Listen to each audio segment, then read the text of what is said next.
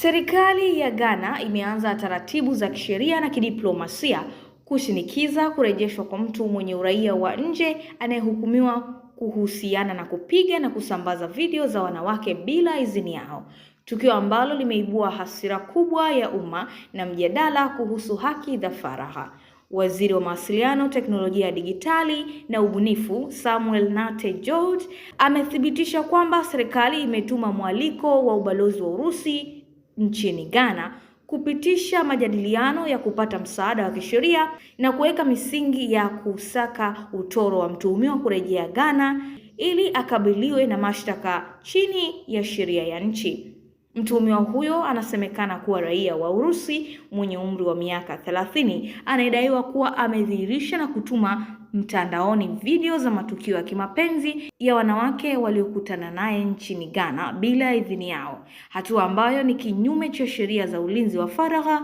na usalama wa mtandao.